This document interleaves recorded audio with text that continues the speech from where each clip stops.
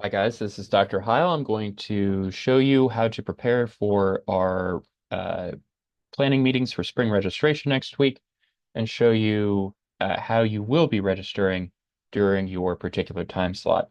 So the very first thing you'll need to do is head over to mymount.msmary.edu. This is my mom's account because she has graduate student access, so big shout out to her for letting me use her account. So the very first thing you'll need to do is head over to registration. This is an important page, and you should remember it. It tells you three things.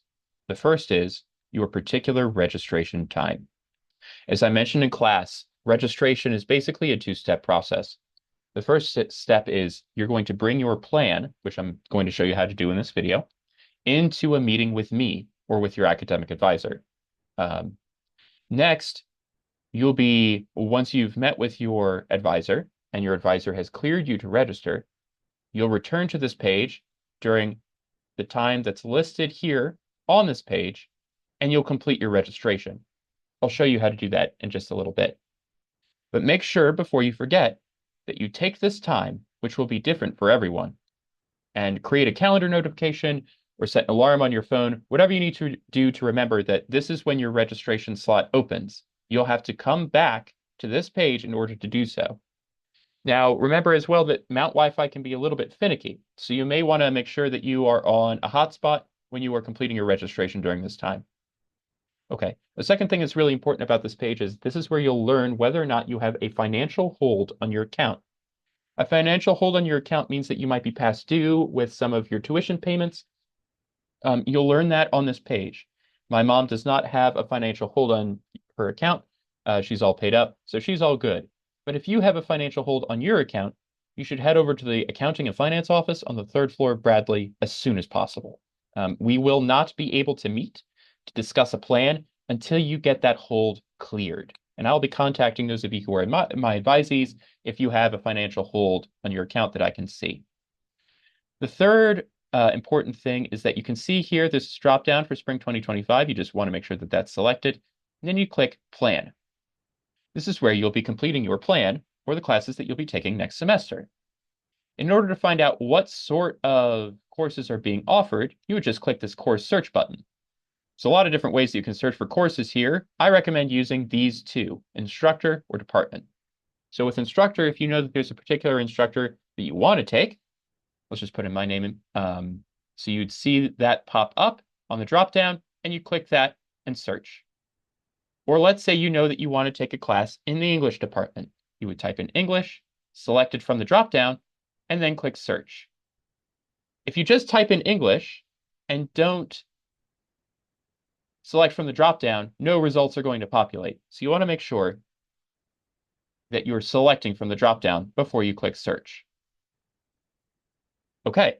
My mom only has access to graduate classes being offered next semester because she's a graduate student, so she can't see the undergrad options.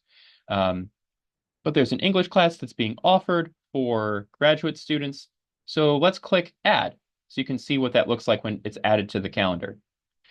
When we just clicked Add, this little screen came up that said Possible Issues.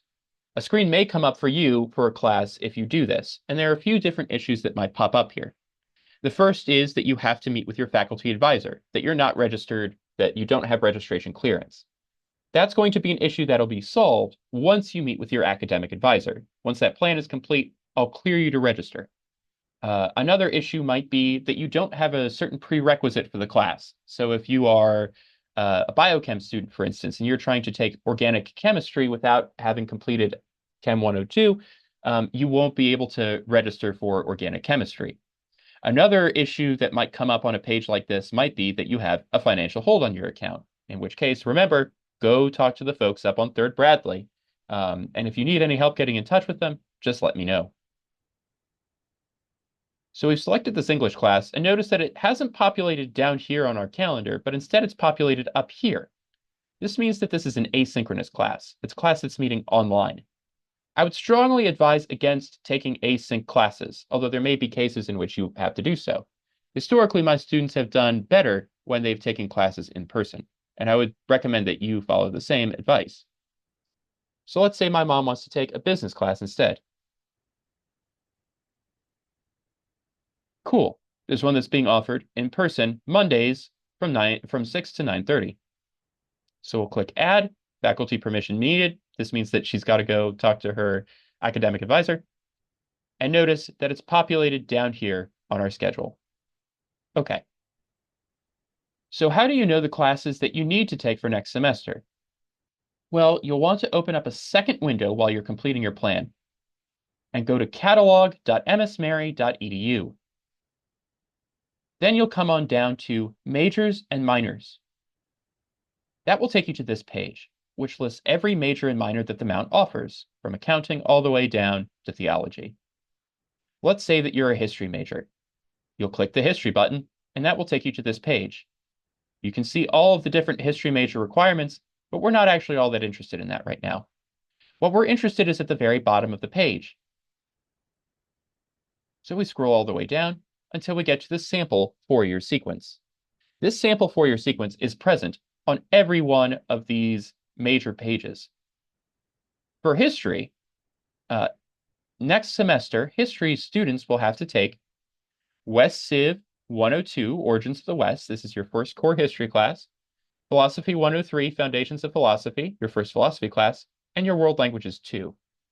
World Languages 2 is the second half of your language class from this semester. So if you took German 101, you should take German 102 next semester. If you switch languages, that will not count towards your World Languages requirement. So make sure you are registering for the same language. Then we have these elective options.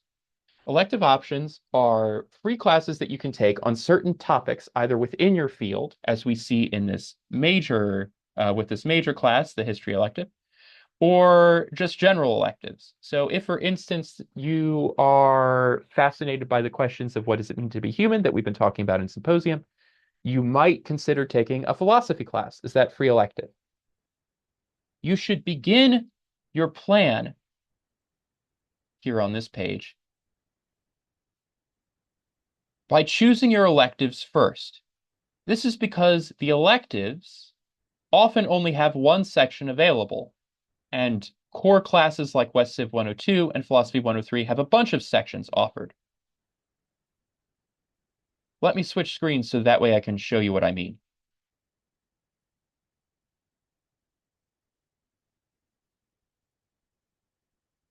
Okay. Now we're on my Mount page. I'll head over to registration and course search for next semester. So let's say you are that history student and you wanted to see what the history electives are next semester.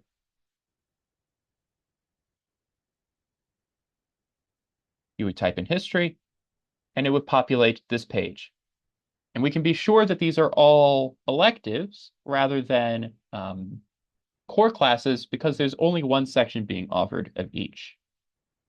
So for instance, there's an elective being offered next semester on the Crusades with Professor Bonura. That looks like a really interesting class, but there's only one section available from 2 to 250.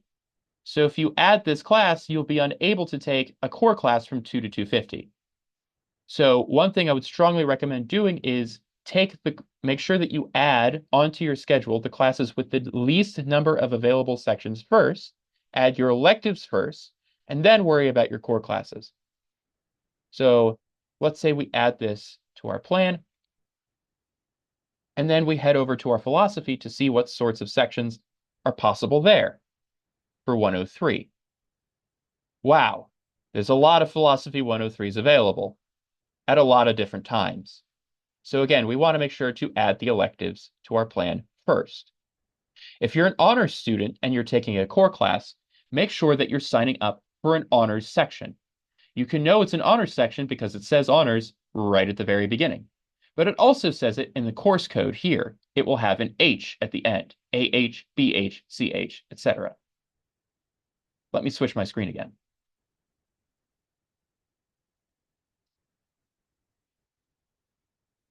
Okay, let's say you're not a history major. Let's say you're a major like the sciences. Let's say you're a biochemistry major. And you've heard all of what I'm saying, and you know that a bunch of your friends who are history majors or business majors are taking philosophy and origins next semester, and you want to go hang out with them and be in the same class as them. So you head down to your sample four-year sequence, and it looks way different. Instead of taking philosophy and history next semester, you're taking Bio 2 and Chem 102 and Chem 102. What's going on? Well, don't worry about it too much because you'll take those philosophy and history classes just a little bit later than everybody else because we want to make sure that you're taking Bio 2 and Chem 102 your first year. So unfortunately, you won't be able to be with your friends in your Origins or your Phil 103 class, but that's okay because maybe you'll take Dr. Mills for Gen Chem and have a great time. So you want to make sure that you are checking your sample for your sequence on a major by major basis. Okay, let's say you've completed your plan. You've got all the classes that you want on your schedule. Let's make sure that this business class is on here for my mom. You're all set. How do you complete your registration? Well, once your plan is complete, just your plan, here's what I'd like you to do. You'll go over here and click print. There's an option that says save as PDF. And if it just pops up as a printer, just click destination and scroll down to save as PDF. You'll click save, upload it as a PDF to your computer, and then you'll head on over to Canvas, where you'll upload your plan in this little assignment that I've created. So that way I can see your plan ahead of our meetings next week. I'm going to switch screens one more time.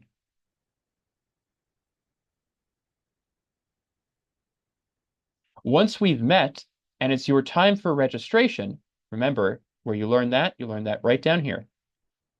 You'll return to this page and you'll click registration.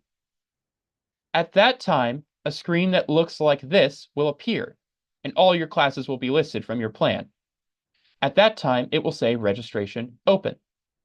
You'll click that page, you'll click checkout, and all of your blue classes will turn to green.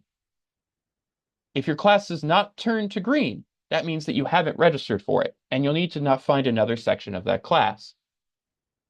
If there's a red bar going down the side of your class, that means that there's an issue. You can click View Possible Issues. I think that's it, but if you have any questions, you know how to get in touch with me. Thanks very much, and I'll see you all very soon. Bye-bye.